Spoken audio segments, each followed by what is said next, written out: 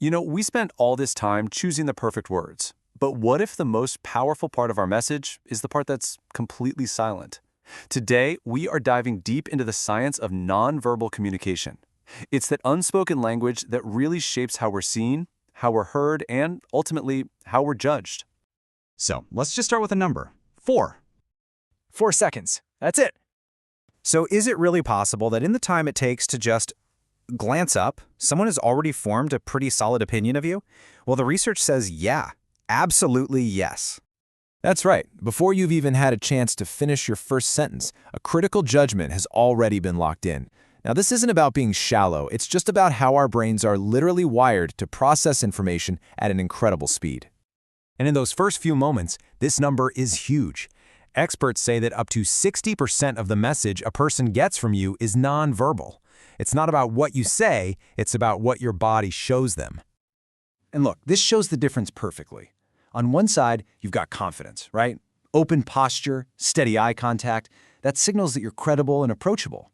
But on the other side, you've got this closed-off defensive posture. Crossed arms, looking down.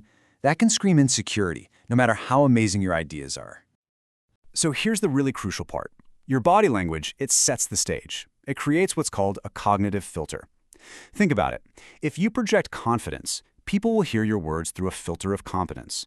But if you project nervousness, that same filter is going to color everything you say with a little bit of doubt. So how is it possible that one simple gesture can completely overpower a perfectly crafted sentence? Well, it all boils down to one critical concept. And that concept is congruence. It's just a fancy word for making sure everything is aligned, that what you're saying and what your body is doing are telling the exact same story. When they are, you build instant trust. People see you as authentic.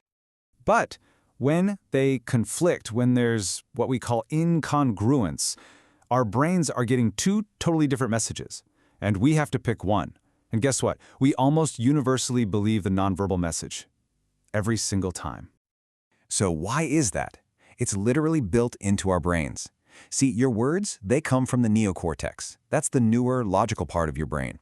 It's the part we can control, and let's be honest, the part we can use to, well, bend the truth.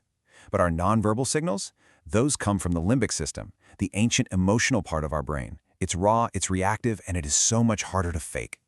And this goes way, way back. It's a survival mechanism. Long before we had complex language, our ancestors had to read these nonverbal cues to spot a threat or to know who to trust. We are literally hardwired to trust these gut feelings first, because for thousands of years, our survival depended on it. And you see this happen every single day.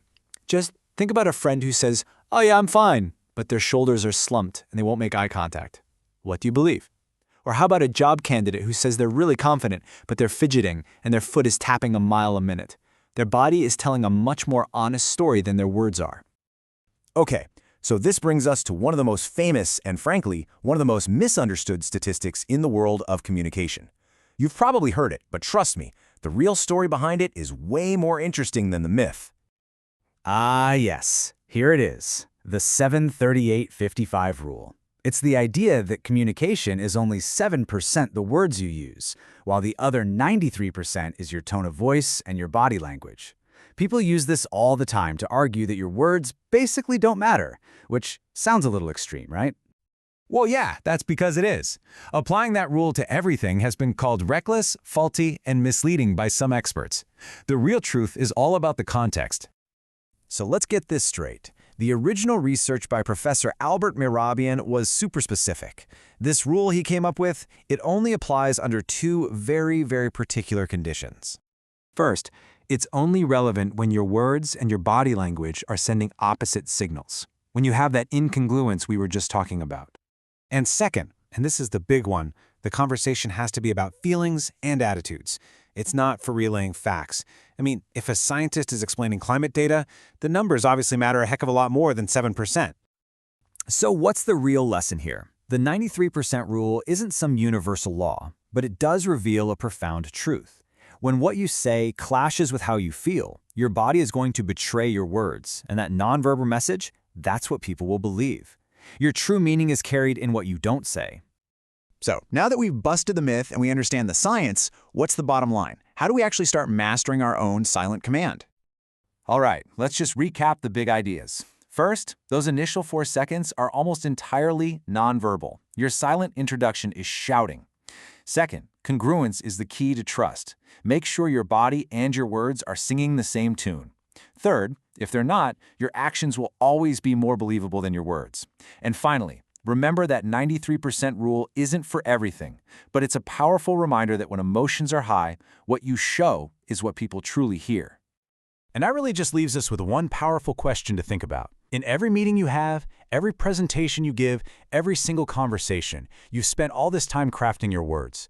But have you paid any attention to the message that's truly commanding the room? What have you commanded in silence?